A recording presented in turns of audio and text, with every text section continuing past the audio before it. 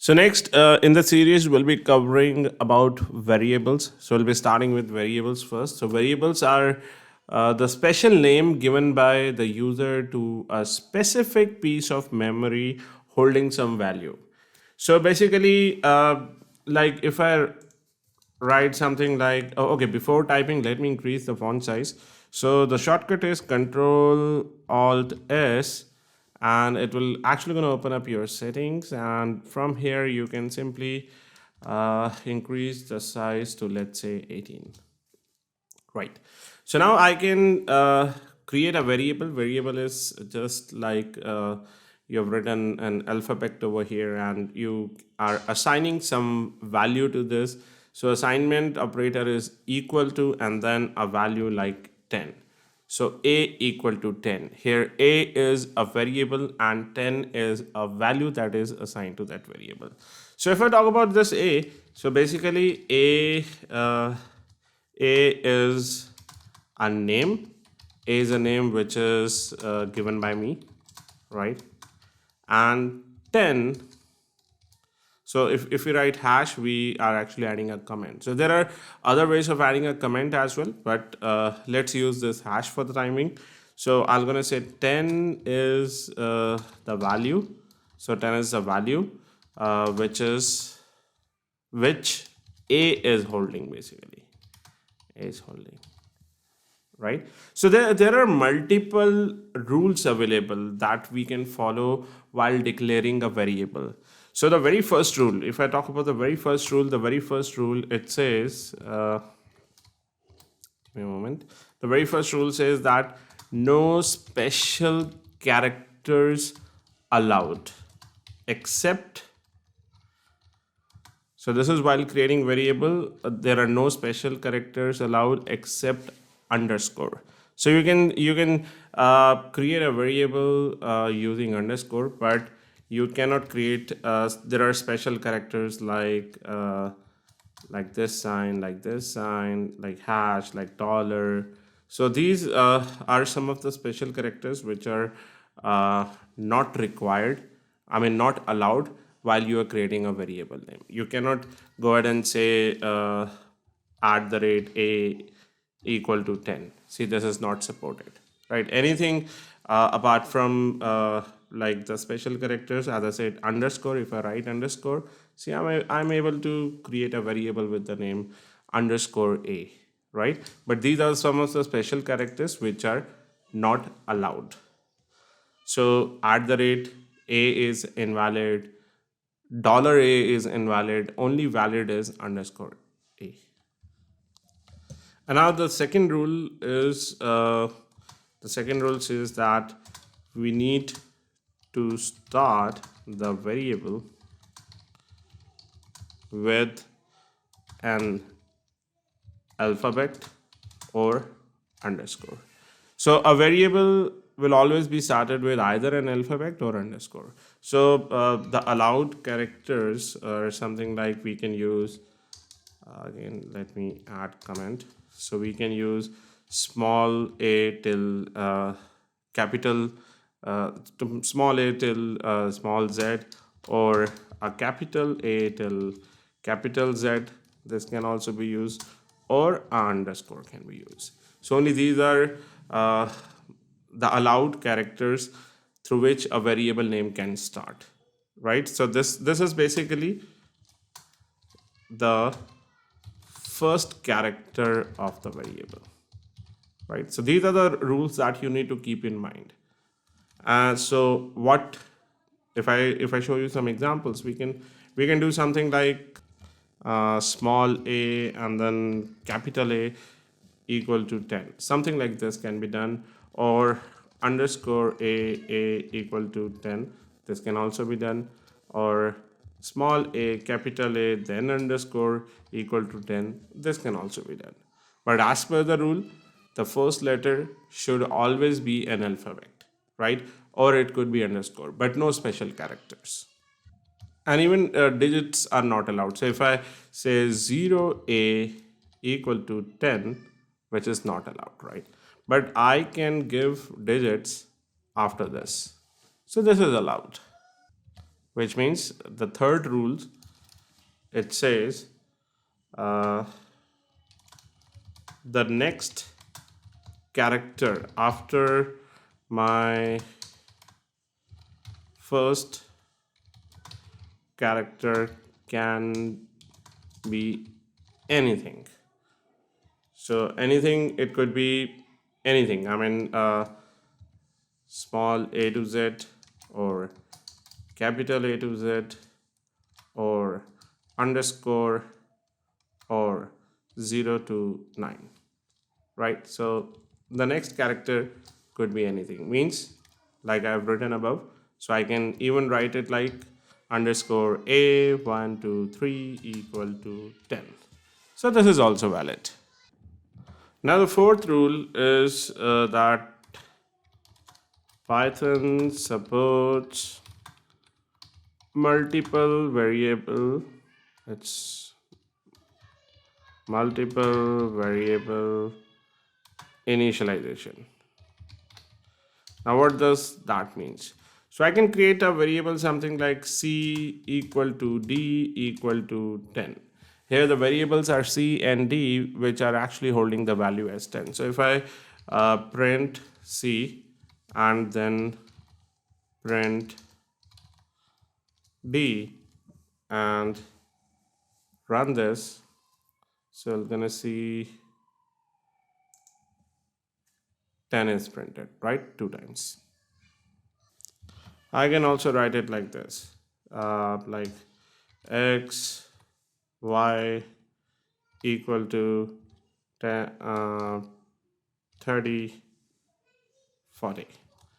And then I can print the value of x and print the value of y.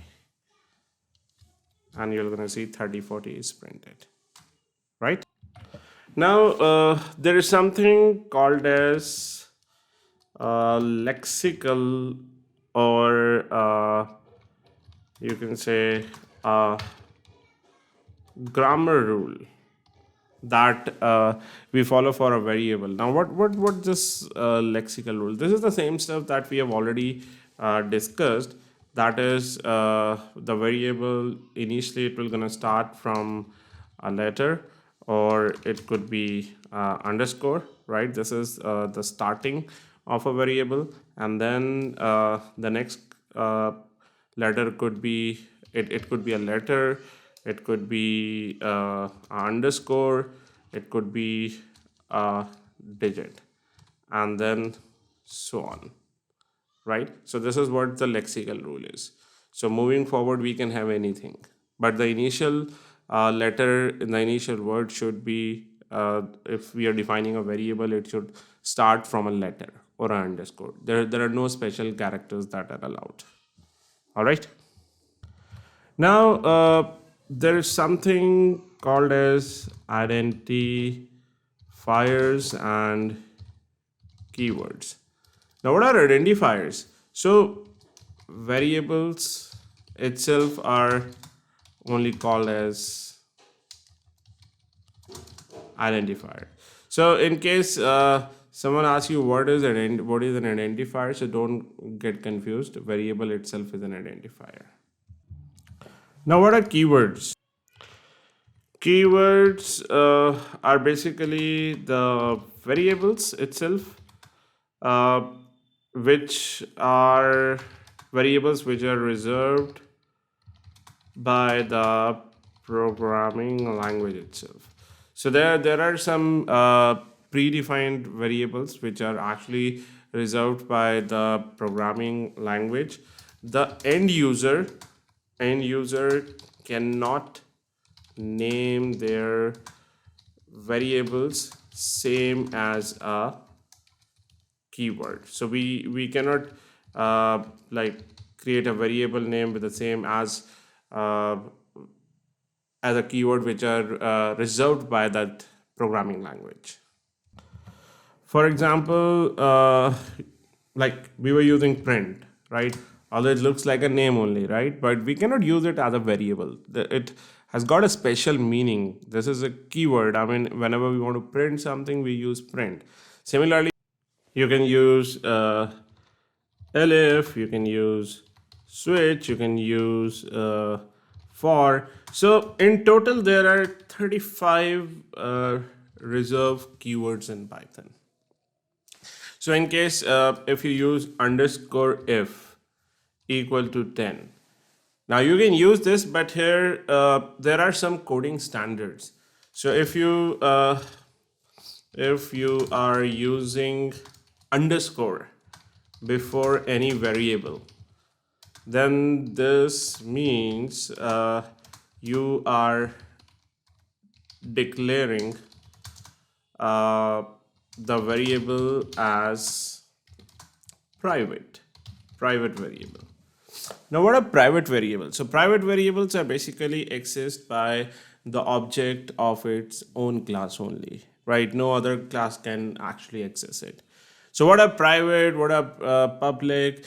Don't worry about it for the time being. We're gonna discuss about this in our upcoming lectures, where we'll be discussing about access modifiers or access specifiers, right? So don't worry about it. But yes, underscore has actually got a special meaning in Python. So like you can even write it like if underscore equal to 10, right? So this underscore are being used a lot, and there is a purpose, right? Means if I talk about something like I'm declaring a variable, something called as total amount equal to 10.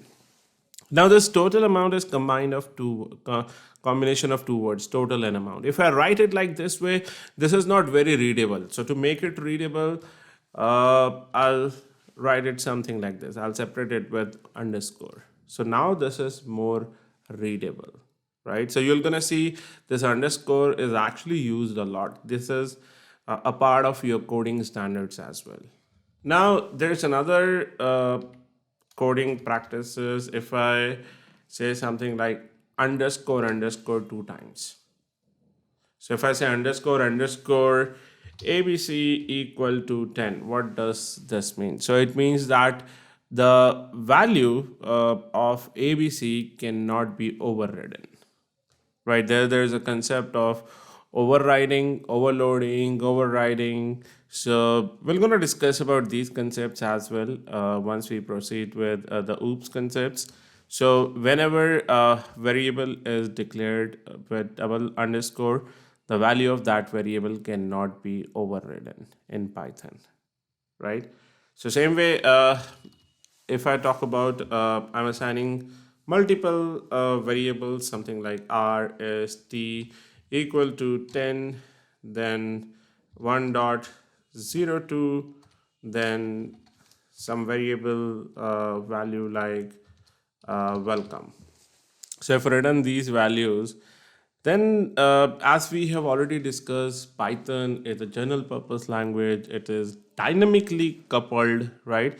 So if in case you want to check this thing, that what type of these variables are, you can simply print it like this. Print the type, that is print the type of R, then print the type of S, and then print the type of T.